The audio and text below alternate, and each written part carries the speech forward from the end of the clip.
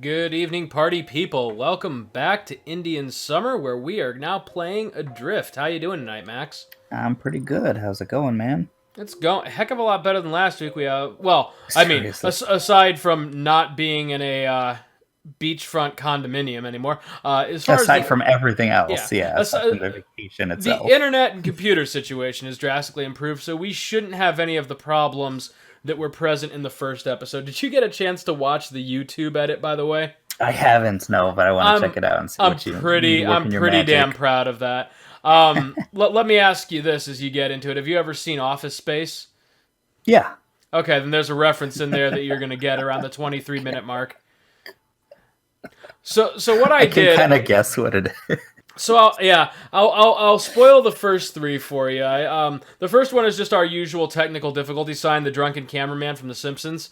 The second one, when Michael got really fussy and I had to get up and help with him, it's just a Yeah. really cute baby picture of Michael. And then the third one is when the PlayStation freaked out and had a technical error.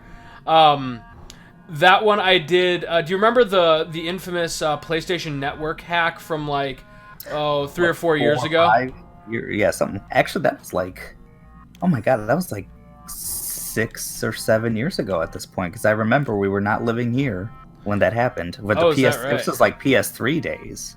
Yeah. So there was a huge press conference that Sony held where it was a really big deal. Like the CEOs of the company like did a full bow to the Oh my, audience. yeah. Yeah, Sorry. I used that We're clip. sorry. Yeah, I used that clip. Hey, we've Sorry, apparently got a people. third viewer. I'm not sure if it's Addy or just some other unfortunate soul who's wandered in here. But welcome to Adr1ft, whoever you are. Yeah. I don't know. I This just is where got I in. died last time, I think. Oh shit! Actually, This I'm is not coming sure. in a lot better. Oh. Good, good. That's what I like to hear. You So, got to the next thing, and then did I? yeah, you had to breathe like a jackass. Yeah, right. I feel like this is the way we came from. Yeah, You know it what? is. It is. Yeah, I think there's like a lot. Once you get out into space, usually there's like a lot of green. And that you viewer can number kind of- 3 has left us. They Wow, this guy, reevaluated their life. They're like, I could do better than this this. guy fucking sucks. And I guess we gotta open the door again. So, you were telling me a little bit about last week. You had a hacker situation.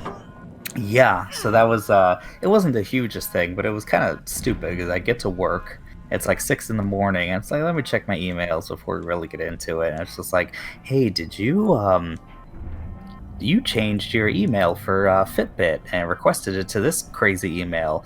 You know, if you requested this, you can ignore this email. Otherwise, you should contact support. And it's like the Fitbit thing was really, really annoying because Right.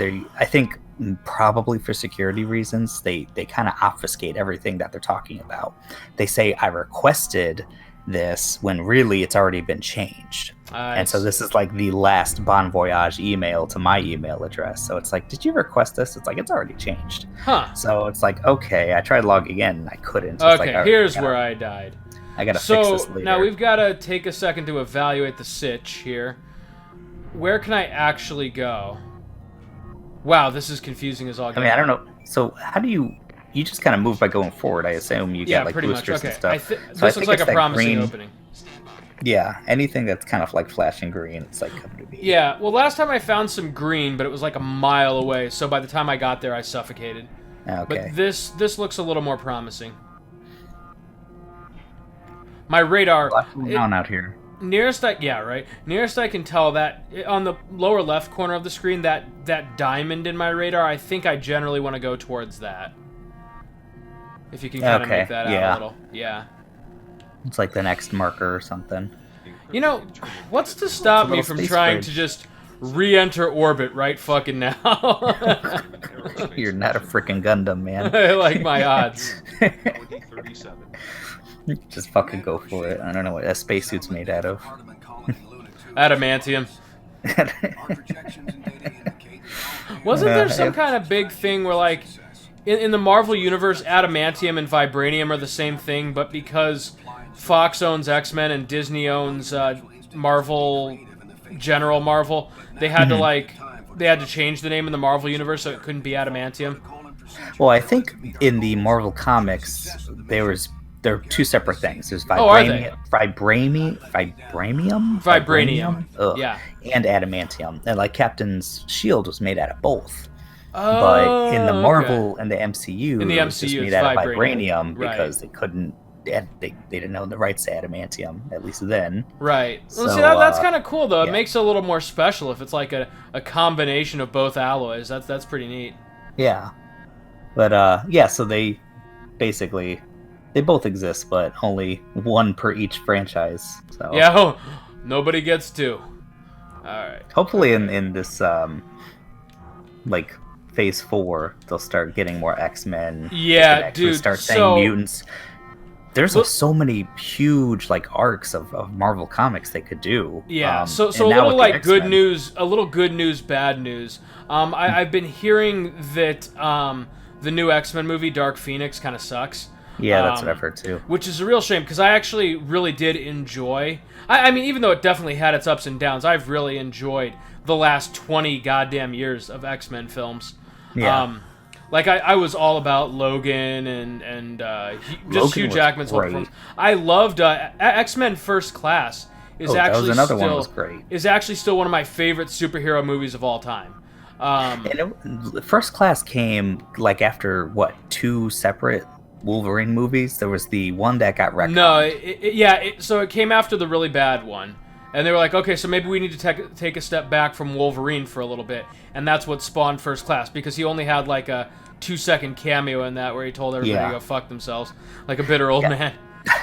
There was the, what was it, Origins? That was the one. That was So like, Origins was the really bad one, and then there was a second one just called The Wolverine. The Wolverine. Where he goes to Japan.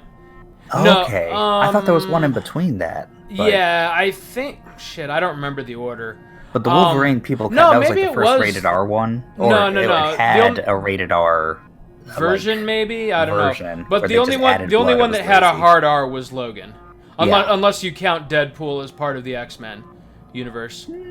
I mean, I do, but they are pretty separate. They treat them They somewhat treat them separately. Yeah, the only crossover is Colossus and Negasonic Teenage Warhead. Yeah. Which, they're I read a connected lot of like X-Men, MCU. so that gets me to kind of the good news part of this whole situation, is that with Disney now owning the rights to X-Men, I am praying, just praying, that we get to see A versus X on the big screen. I would flip shit. Oh my god. What, did you see the Apocalypse movie in the First Class universe? I did. It was all right. It was not my favorite. Yeah, I heard it there wasn't great again.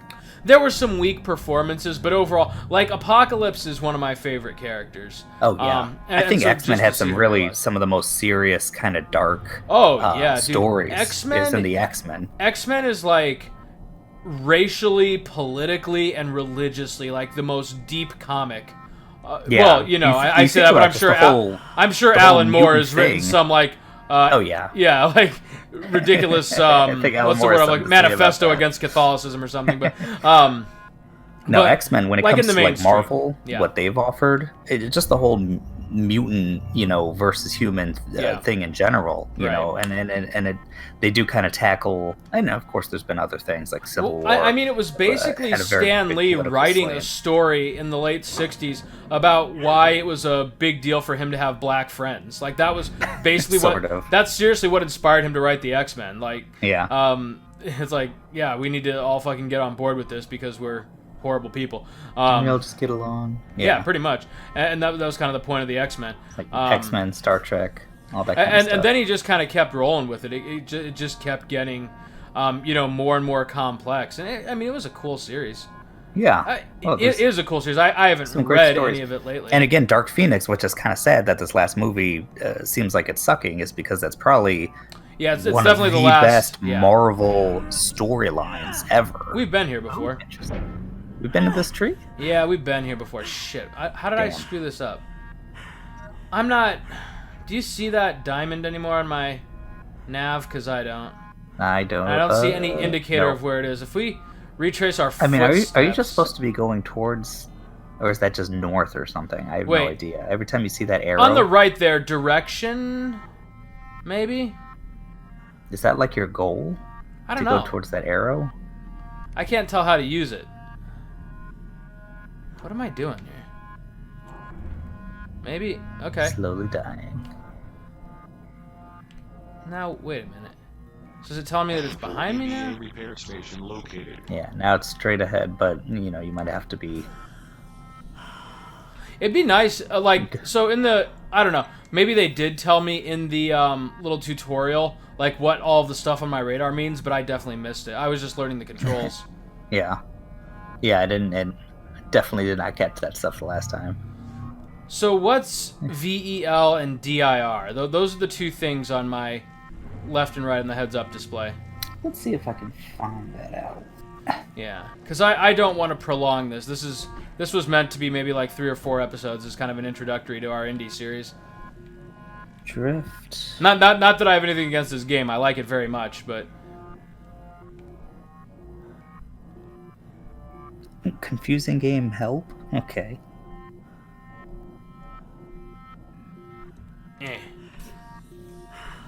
Just like basically, how do I tell where to go?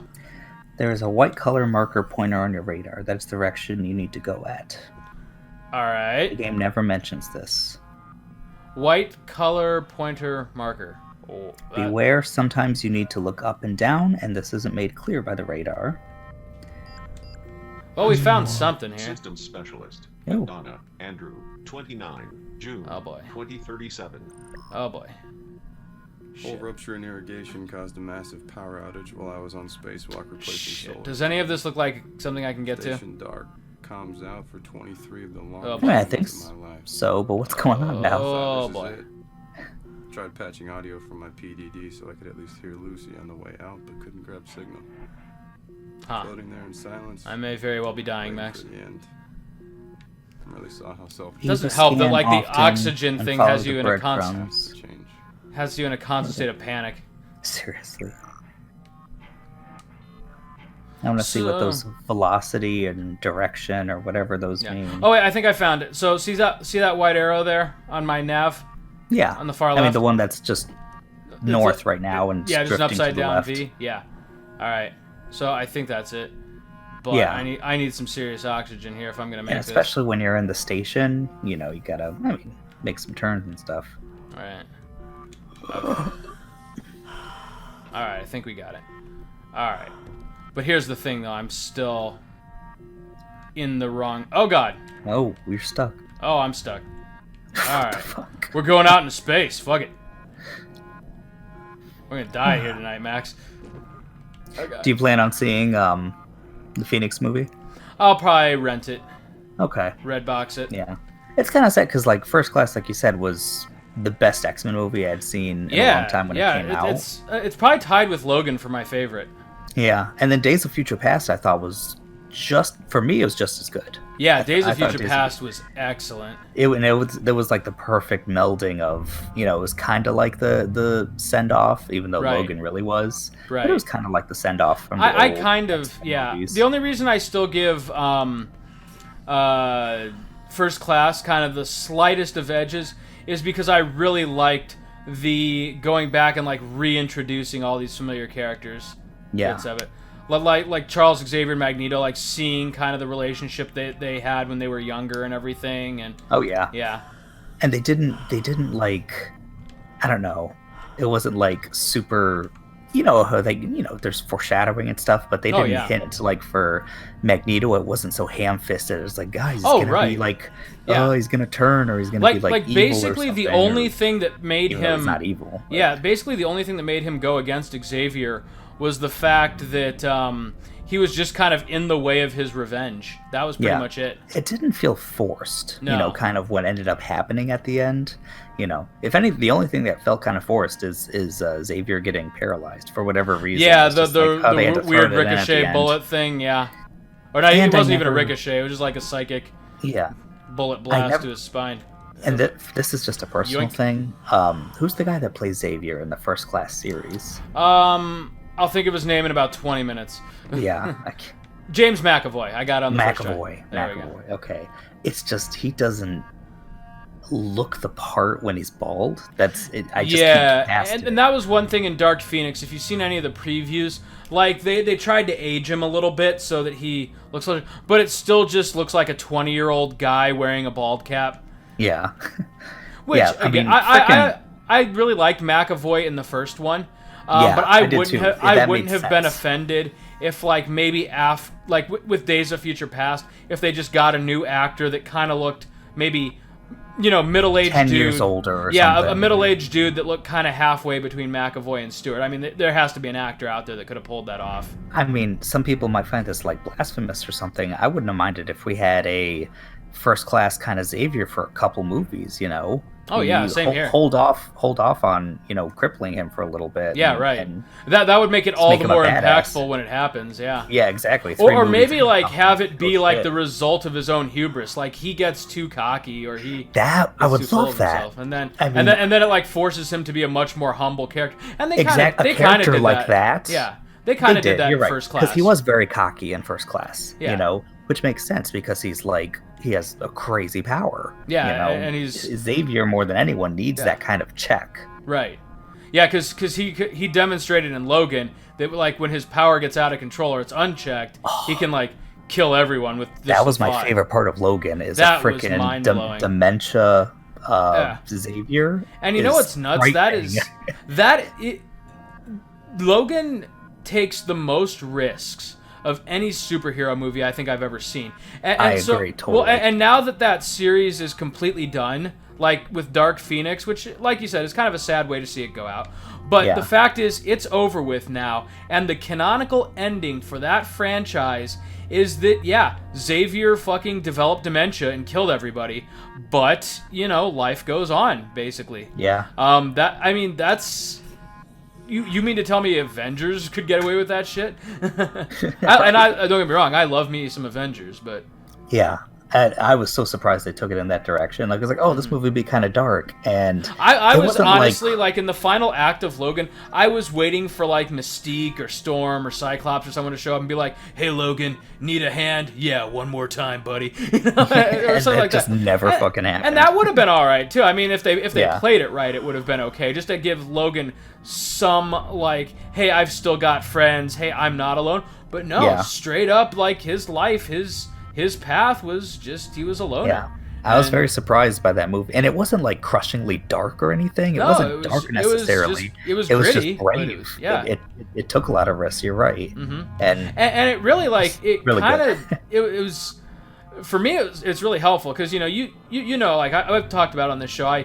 I struggle occasionally with like anxiety and like thoughts of my own mortality, despite the fact that I am a Bible-believing Christian. But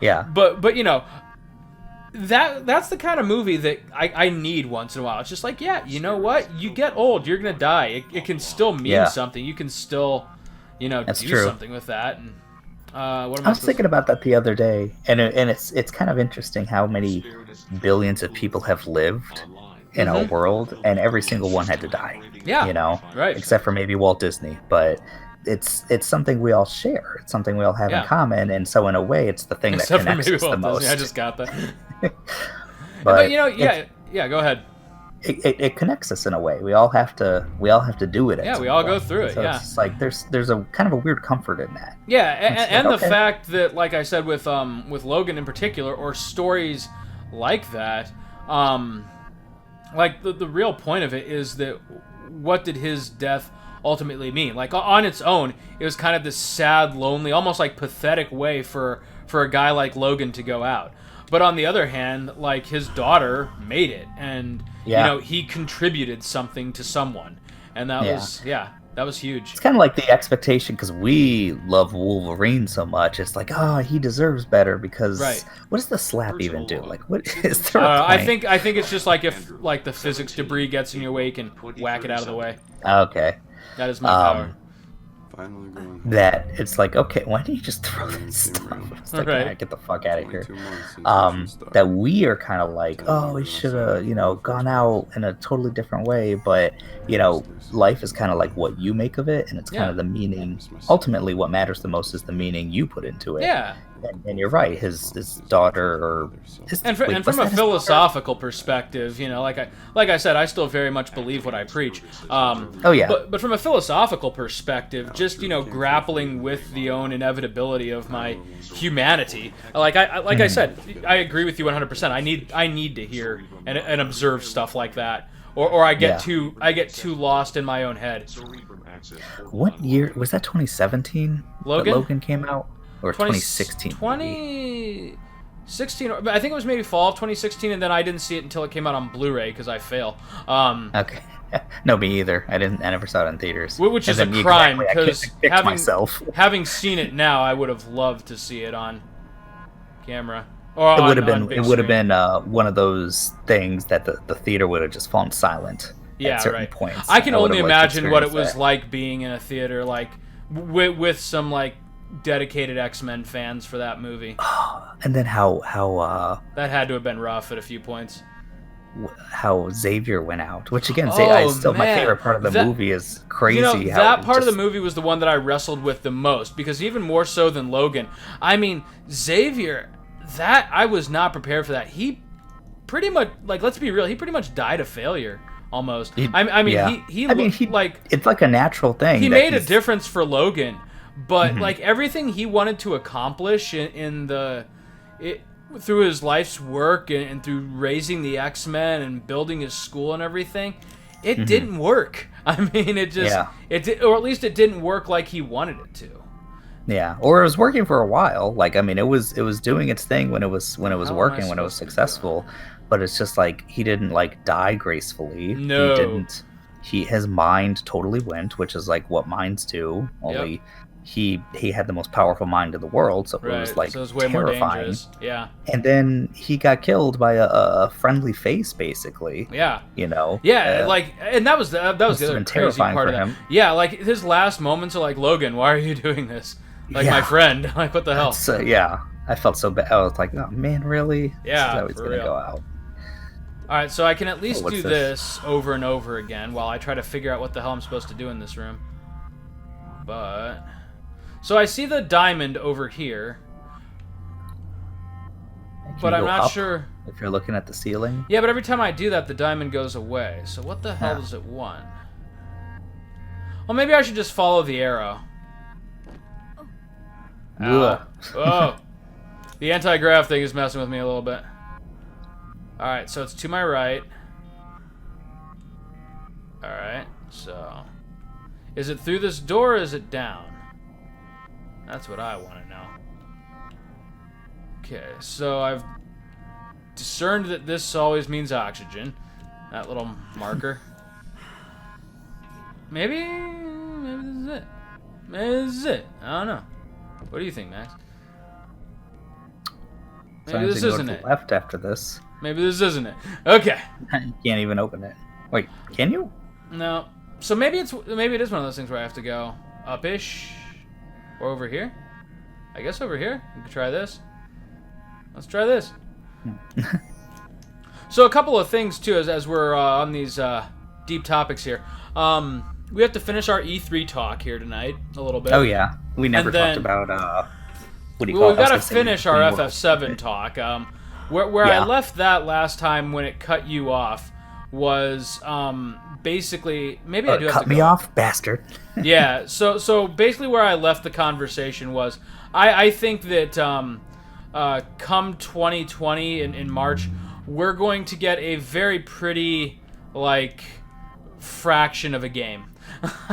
Yeah, I agree. Yeah, which is And it'll be a a little sad, long. but- It'll be expanded. you Yeah, know, and it'll be a I'm sure it'll long- be a good 20 to 30 full hour experience, game. I'm sure. But like in the grand scheme of FF7, it's Oh, here only we go. going to be like that first part in Midgar.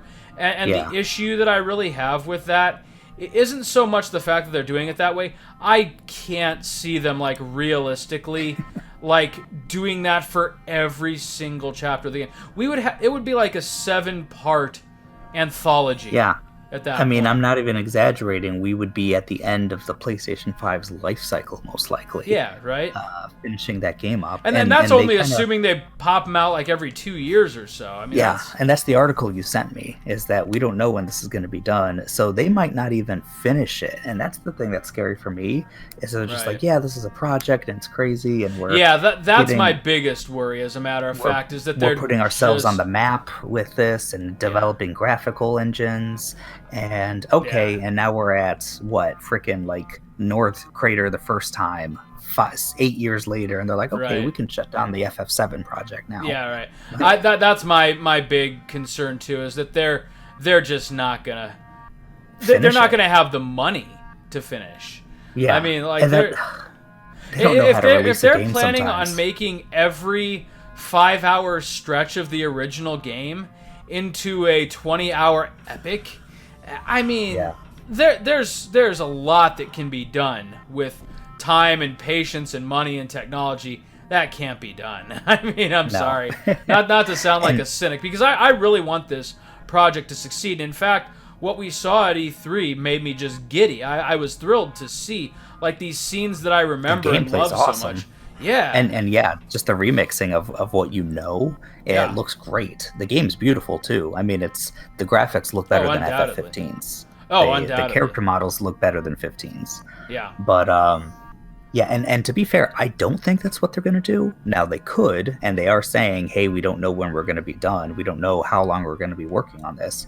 But I do feel like that in the grand scheme, if they do finish the Final Fantasy VII story, that ultimately anywhere from half of the story to like a third of the story is going to be from Midgar. You know, that they expanded Midgar because people love Midgar, and maybe Tetsuya Nomura is just kind of taken with the the whole modern city kind of idea.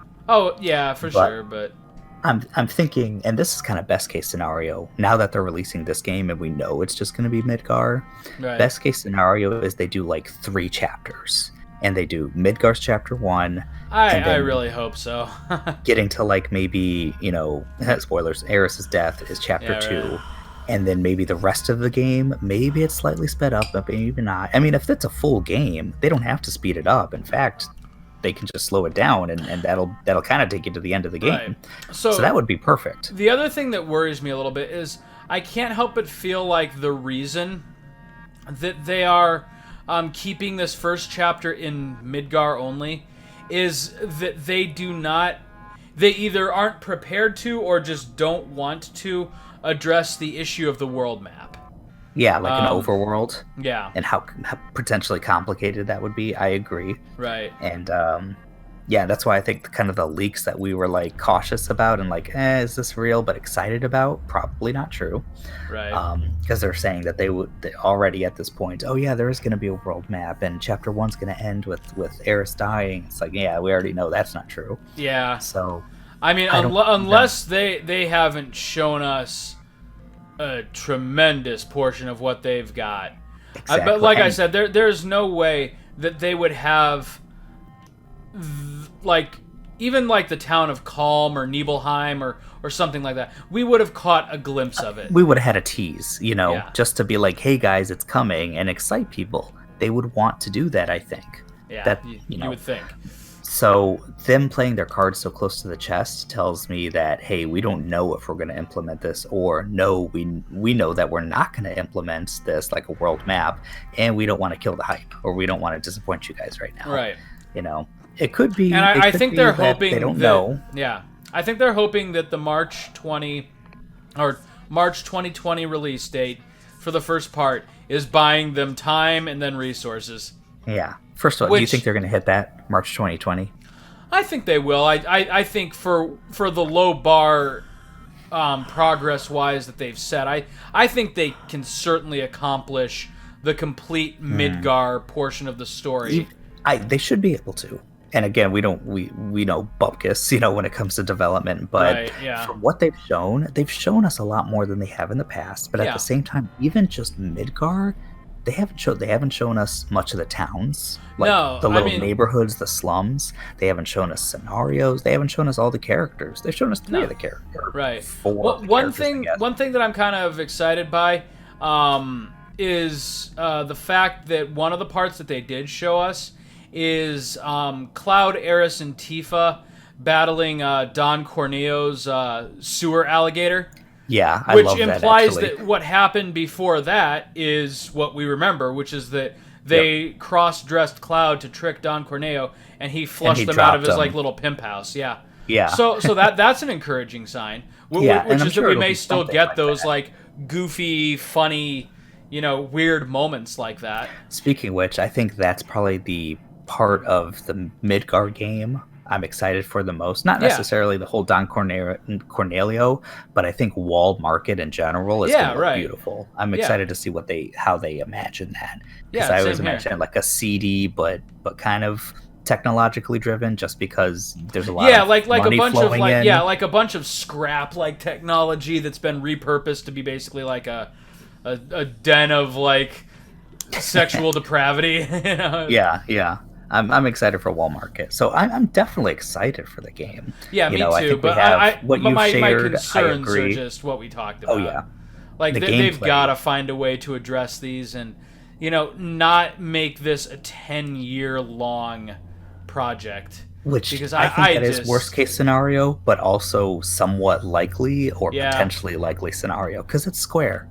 Right. Look what happened with. I'm not talking about 15's release. I'm talking about before release. Yeah. Like, I know they're not working on the version we ended up getting for 10 years, but it was a 10-year long project. You can't say it wasn't. You can restart a game. That doesn't mean everything beforehand doesn't count. So, and what I talked about last time as far as just the theme of the game potentially being thrown off, especially if, say, there's only 2 games, then half of the game took place in Midgar, and kind of like shifting so much focus on this huge city-state instead of the planet, having so much of the game not focused on the planet, that the original game was about the planet. And wait, didn't I just do that, it's though? being killed. Yeah. Well, what was it saying? What it was telling me to do just now. I really thought I just did all that shit it was talking about. Hold on a second. Hey, while I try to figure this out. I agree with everything you just said, but... Yeah, I'm more... And again, maybe they surprise me, and maybe it's just, hey, it's a remake, so fuck you, Max. Yeah, but right. So again... The theme is... might be off. The kind of best case scenario sort of thing that you were describing, I'm hoping that at the very least... it's not another 5 years between announcement and game, because that would be terrible. Because they don't have to. For one thing, if this succeeds, which we have every reason to believe that this first entry will be a commercial success. I think so. Then they don't have to restart from the ground up like they did halfway through. No, they have all the assets. They have character models. They have all that. Everything's already in production. You think they wouldn't stop and rest on their laurels just because the game came out? They would still be, doing the voice acting and continuing to make the game. Right. I don't know why they wouldn't. So yeah, hopefully it would be 2 years max between. I mean, a year would be fantastic. That would be my favorite thing ever. Is if between now and 2022 we get one game a year from the FF7. Because it's where are you going to cut this game off if they're exiting Midgar? That inevitable to be continued next chapter. If we're married to the idea now, if we're married to the idea now that this is just going to be the Midgar chapter, then I think the absolute best thing for them to do would be not to end it when they leave the city, but to give us Calm. Give us the Sephiroth flashback, and then after we get that backstory, so for the longtime fans of the game, they get to see the really cool part with Nibelheim where Sephiroth sets it on fire and becomes evil and everything. And then I would agree with that. And then for newcomers, people who haven't played the original game, they're just oh, holy shit! What a ridiculously wicked villain. And then boom, right at that moment now they're kind of hungry. Yeah, now they're hungry for it, and that's where they cut it off. That would be a good place to. That's the end best thing 1. they could do. If they have to end it right around there, that's the best thing they could do. I mean, of course, if they ended it with you're seeing the world, that's something too. Yeah, open it up, kind of you remember the FF15 demo episode Duske, when they exit the tent and it's like, oh my gosh, look at how big and beautiful this world is. That they could easily do that too. And it's like, holy crap! Next time on Final Fantasy VII. But that would be so. I mean, it's going to be hard. I agree. End it on a narrative piece. And not necessarily on a look at this world I can explore. Yeah, but you can't. Yeah, mainly because I don't think they should. I think what they should try to do is reimagine FF7 in kind of an FF10 style. Yeah, with where it's like you eventually get an airship. Basically huge corridors. Yeah, you eventually get an airship. You eventually can like jump from place to place. But I don't see how, unless they really do try to pull off something like Dragon Quest XI, their I was world just map, about to which say, they could do. I feel like you've told I don't me think this. they You will. get an airship in 11, don't you? Yeah, Or something like but that. it is. It's also slightly different than other airships. Like there's only certain places you can land it. Okay. I really like what they've done with Dragon Quest, and that they've kind of, it's updated for the new generations, but they haven't messed with the formula so much. Yeah. Where it's like Square and Enix combined. It's like, okay, Final Fantasy, we got all these ideas for it, and you see the good and the bad with that. You get things like Final Fantasy 12, which is like super ambitious and crazy. And then Dragon Quest is over here being like, hey, this is like basically we're just gonna we're just gonna polish the fundamentals and the classics to a mere sheen, and that's what they did. And with I think 11. that was smart of them. It's like Final Fantasy will kind of be our poster child game for the latest and greatest and the new, and it seems like Dragon Quest is the exact opposite. Yeah, exactly. It's like, hey, I'm trying to think of a cool way of saying more of the same, because I mean that in the best way. Well, it is. It's nostalgic. It's classic. It's everything that you know and love, and it has no intention of really changing, which I find comforting. Yeah, and it's fun crazy. too, because they do it so well. I feel like Square really thrives on their secondary and small projects. Lately, you look at their mobile. I mean, okay, here's something that their huge projects, they kind of languish a little bit, and sometimes their messaging is off. It takes a while. There's a few things they could fix. I think another thing is their porting of their back catalog. Yes. Is sometimes. Yeah, but that being said, they seem to be making real effort to correct that. Yeah. I'm hoping so. Like, the Chrono Trigger, as odd as it is, because it was such a disappointing release at first, was kind of the point where it's like maybe they're course correcting a bit, because they did 6 updates for it or something. Yeah, and now they're basically rectifying the horrible port of Final Fantasy VIII on the PC by doing a proper remaster of it for not just PC but for all consoles. For the consoles, yeah. I'm hoping they can. I actually just bought. Oh, cute. Actually, just bought FF7 for the PS4, because I never had the mobile version with the 3 times speed and all that stuff. Yeah, the cheats basically. Yeah, which we made heavy use of in our playthrough. Yeah. Oh yeah. Back when we were still getting our feet wet a little. I never caught this when I was playing it with you. I didn't know about the frickin' that the music resets after you do a battle. Oh, yes. And you come back from the battle, and then the music resets. And I think a lot of times you kind of don't notice. And a lot of these songs are like 2 minutes, 3 minutes or so, but there's a few that really don't pick up until later, and then you never hear parts of the song. Right. And then it's like one of my favorite songs, maybe my favorite song from FF7. It might be my favorite, is the Overworld theme. Oh yeah. I love the Overworld. It's just like kind of your introduction to I think everyone loves that theme. That's like, hey, the world's a lot bigger than Midgar, basically. It's kind of the whole point of it. And it's like 7 minutes long. Yeah. And you're running around, you're fighting a battle like every 30 seconds. So what? You're just never going to hear it. Right. That sucks. It shouldn't be a huge deal, but no, it is. Yeah. I think Uematsu was starting with FF6, he was very adamant. It's like, okay, guys, it needs to go back to where it was in the song. It can't restart. Like apparently he was pretty instrumental on. He was adamant that that's how it was. Well, and yeah, what are they gonna do? Say no to Uematsu? I mean, holy crap! The guy's like a fucking national treasure. Oh boy. Yeah. Oh boy. Oh boy. I'm gonna get knocked around here. Thank you. Manual communication. You're dead. I'm dead. I'm dead. That really does. Oh, does it actually? Can I be harmed? I can be harmed. Not necessarily harmed, but when you get hit, your oxygen starts. It goes way down. Yep. Oh god. All right. You're swatting at the demons. You're starting to hallucinate and hypoxia. Right. Oh thank God. Oxygen. Get away from me. Gotta huff this paint. Where's the oxygen? Give me oxygen, you bastard. I need oxygen. Come on. What are in these things? Oxygen. Usually just oxygen. Oh God. Except there's not one. I might die in here. Oh God. Shit. There's one in this room for sure. I know that. This is not good, Max. You can make it. You're almost there. Oh, it's such a big room. It is. Is he slowing down? I think we got it. Oh God, that one's empty.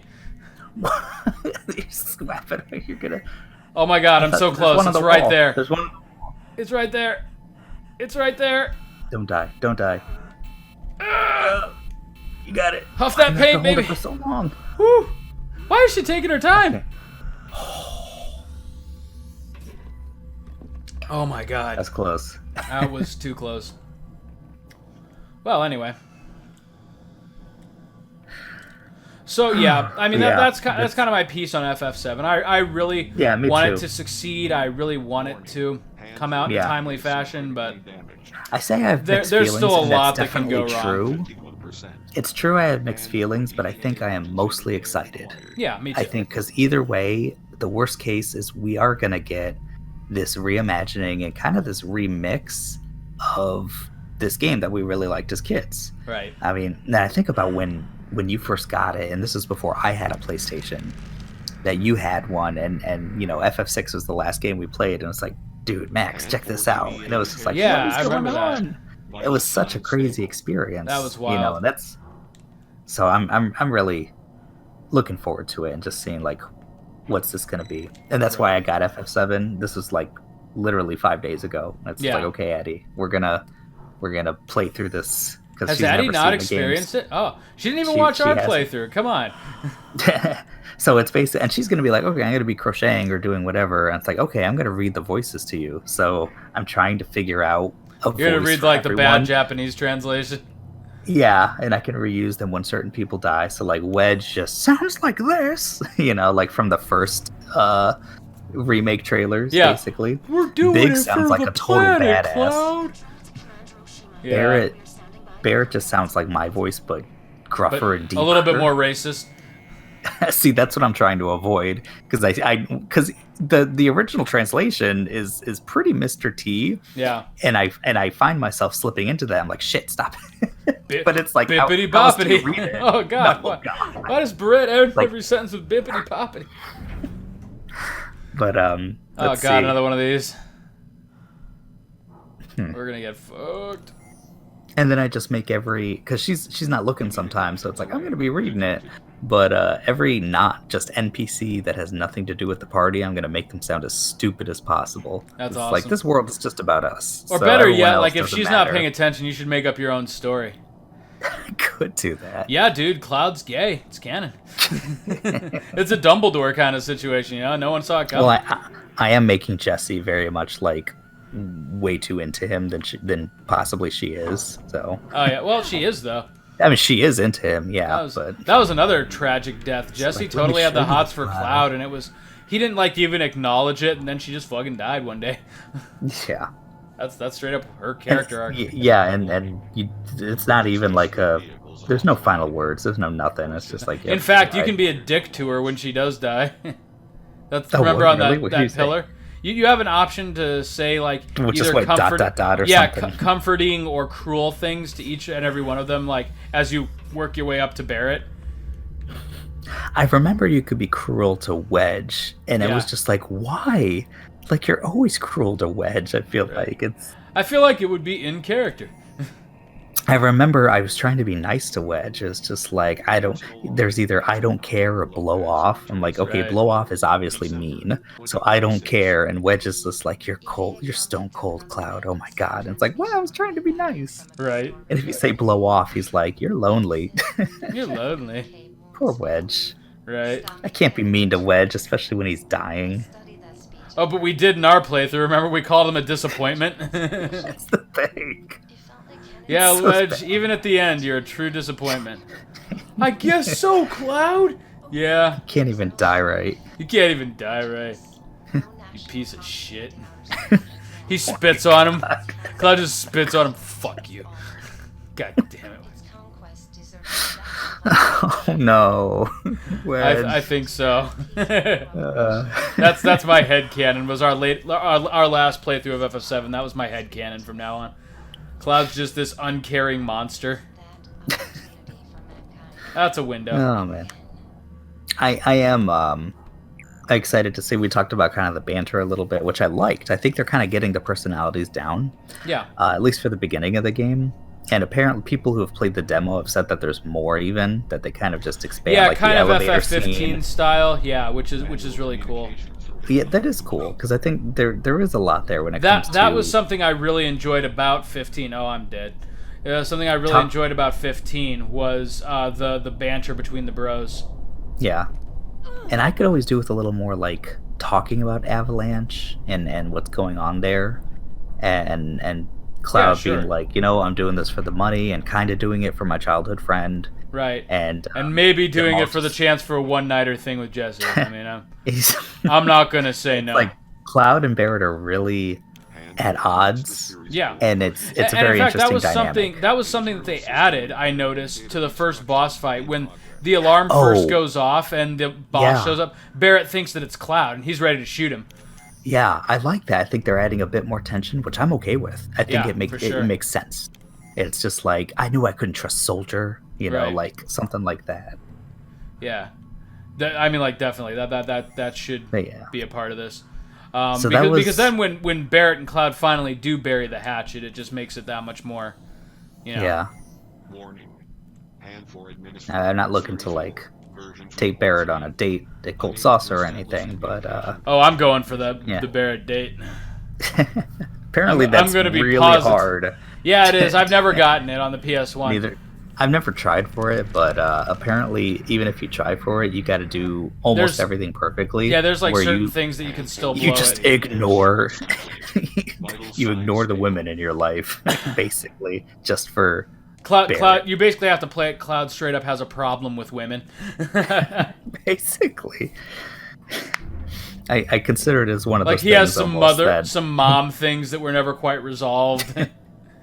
It's kind of like the first precursor to something like The Witcher, when it's just like, oh yeah, you think you're gonna get this? Well, turns out you're not. Here's Barrett. Yeah, right. Oh, that's good stuff. But dude, the Witcher. Yeah, I mean, there's nothing more we need to say about that. But you're right. As far as RPGs go, I mean, we are experiencing like kind of like a new renaissance. And the Witcher and Dragon Quest XI are pretty much tied for my favorite RPG of this generation. Oh yeah? Yeah. And would Persona be number 3, you think? Yeah, Persona's right up there too. Dragon Age is up there. FF15, even though I had some beef with it, that's up there too. I mean, we've just had some really, really awesome RPGs. We really have. And Persona, I'm still in Kamoshida's castle. It's kind of slow going again, but if you're still in Kamoshida's castle, it's not going. But I don't know. Like it is kind of slow going, I guess, because since the last time we've talked, I've probably only played an additional 4 hours. Oh wow! But I'm still learning things. And sure. Still, like, there's the hiding mechanic. It's like, okay. And like I said, for the next like 40 hours, you are going to be learning things. So be ready for that. The whole stealth mechanic, which is not a real stealth mechanic, but it was just like, okay, this is cool, and it's to the point where, okay, I should be getting ambushed every single time. I think that's kind of the point. Right. If you're getting ambushed, you're doing it wrong. Yeah. I mean, I know you are, but and I'm sure it'll be different in other places. But right now, since they introduced the sneaking around and jumping from hiding place to hiding place mechanic, like I've been ambushing everything. It's like, okay, this is kind of that's easy actually right now. I was gonna say that's pretty much the way you have to play it though, because Exactly. to do the dungeons properly, like it's all about resource management. So unless you get those critical hits with your personas and get the ambushes, like you're not going to be able to get through very much of it. Yeah.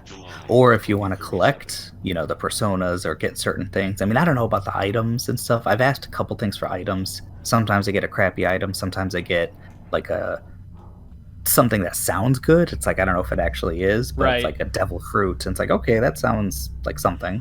Just hang on to everything. Try not to use anything until you're getting kind of into the last act of the game. That was pretty much how I played it. I know there's things to sell, but there's also the the workbench in your room that you can like make stuff. Is most of the crap you steal for that purpose, or is it just a bunch of stuff? Like it's a bunch of stuff. I'm going to be introduced. Okay, and they will introduce you to everything. Yeah, I did read. So I'm not trying to spoil myself, but I did read there was an article that was what was it? Things I wish I knew in the first 20 hours of Persona 5. Yeah, I'm like, that's a I'm good gonna call. look at this. It's actually really worth reading one of those. And it's like, okay, cleaning your room, you should make that a priority because of this, that. And I'm like, oh shit, okay, like I can do that. Right. And some stuff was like, no shit, like confidants and stuff like that. Yeah. But man, it really seems like you can, not like you can mess this game up, but that you're not going to do it perfectly. No. That there's no way to do it perfectly and you're actually unless not even you follow the supposed to walkthrough. Yeah. Like don't even which shoot I don't want for to it. do. Yeah, play it your own way. Don't want to do that. Play it your own way and develop real relationships with the characters, and it's going to be way more rewarding. Oh, and I want to develop how, like, the people I want to in the thing. Like, I know the confidants are tied to abilities. Right. So obviously I'm going to talk to everyone and do stuff that's going to help me. Yeah. But at the same time, it's just like, I'm going to play it my way and kind of...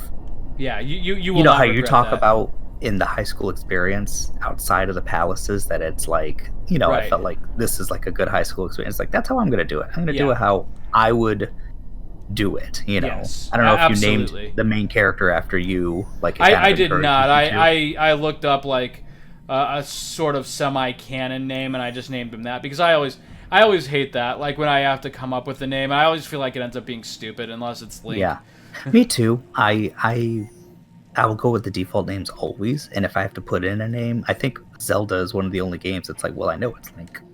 Yeah. But I did put in my name for this one, and every time my name comes up, I'm like, oh yeah, I put my name in this one. Sup, Max? That might be part of it too, where it's, oh man, Max, you're gonna get expelled. What you expect? And it's like, oh shit, no. Max, you fucking suck, dude. Like, oh man, guys, you gotta be cruel. Yeah, but I see myself picking up the game more. Like it's so much fun, and even the battle system now. There is some things the hold up. I pretty much know how to do it. That you weaken things. Yeah. So one thing that you'll find is that the dialogue options never make, like, even like at the end game, I was still struggling with some of the dialogue options. Like for the first time, basically you try to read their personality. Like you can look at like what kind of, like, they're either shy or aggressive or something like that, or they're super serious. So you go into when you you know how you can check their stats in battle. If you do that, you'll see that they have a personality type, and that is the basis for your conversations with them. But even then, it can still be pretty hard to tell. Okay. So like generally, like for instance, the easiest ones, like fairies, are always really flirty. So if you flirt back with them, they'll join you. I noticed that. Yeah. And so it seemed like I was like, okay, these are pretty easy. Just don't choose the stupid dialogue option. Right. But then I was fighting something, and it seemed like, okay, this is kind of the answer that she wants, right? And she was getting upset. I'm like, wait, what? What's going on? I screwed up again, and then I had to like go back into the fight, and it's like, oh shit. So I'm like, okay, let me kind of go back a few rooms because I know the enemies reappear. Only they do reappear, but it's not necessarily the same enemies that you fought. It's like, geez. And I ended up fighting it later and getting it as a persona, but I can see that there's probably some missable things for sure. Oh, yeah, for sure. So, But then, again, like I said, don't fret too much about it. It's not ultimately going to make a tremendous I'm trying difference. not to fret because the melding, the basically executing the personas. Yeah, you can create I was only any at level persona 5 that way. Yeah. And so it was like, okay, the only possible thing I could create, I had to sacrifice Arson.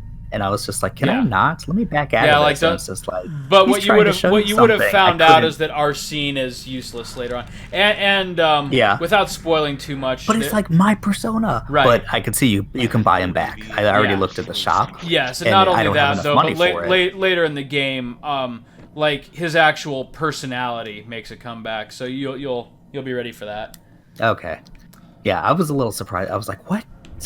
Isn't he like part of the story? I can't sacrifice him. Right. This game seems to like not care, and it's just like, yeah, do it. It's almost like it's inviting you to jump into the deep end. Do it. Persona 5, and it's kind of like, hey, you know what? You can do this. All these things can happen, but you're gonna be okay.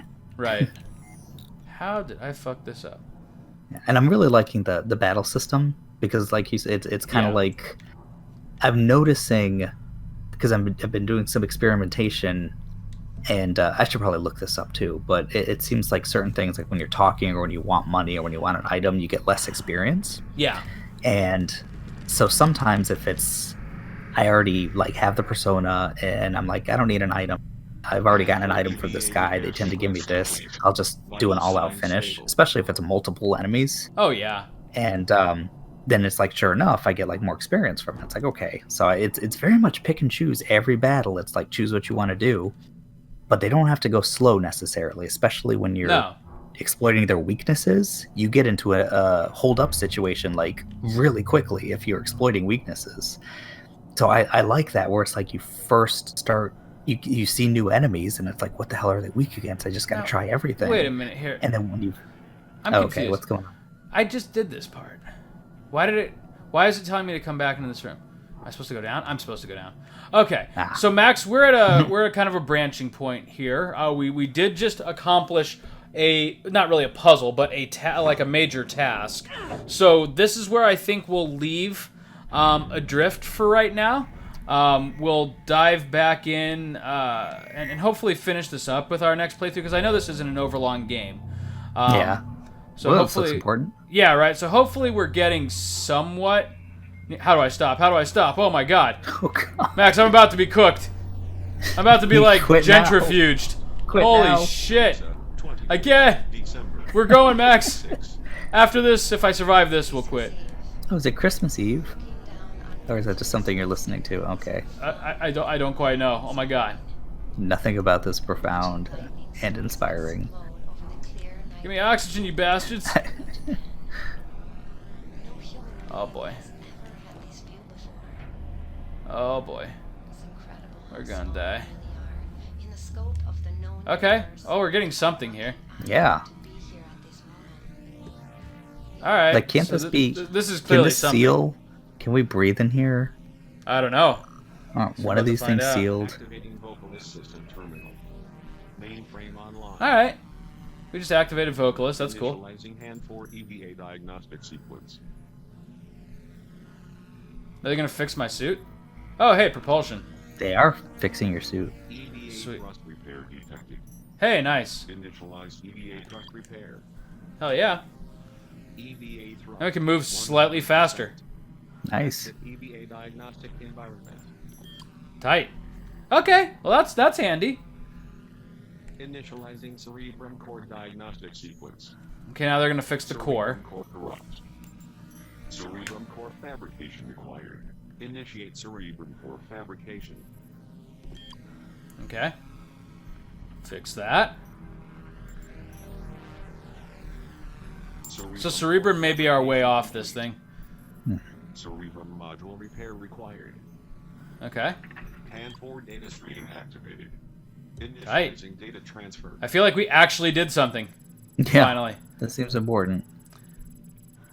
So I'm really liking this game. Like, I know we've been talking about everything but this game. I'm actually really enjoying it, but it does get a little bit samey. I will say, but that can be true of a lot of indie games. It's also just the environment. I mean, they have a lot of stuff going on, but I think it's just the color. Yeah. For sure. is getting to me. It's a lot of white. It's a lot. It's a lot of spectacle. It is that. Like I really enjoy. Oh boy, I really enjoy, for instance, the parts where we get like a. Are you kind of more mobile? Can you stop yourself a little bit more? Yeah, I'm a little bit. Oh my god. Oh my god. I guess we're gonna stop after this part because I'm a little bit freaking out. Sender. I'm about out of oxygen. Holy shit. Hardiman Aerospace Mission Director. 13. Why I didn't get oxygen in there? I don't know. Commander, your request to move hand 4 Spirit is Crap, dude. I don't know where to go.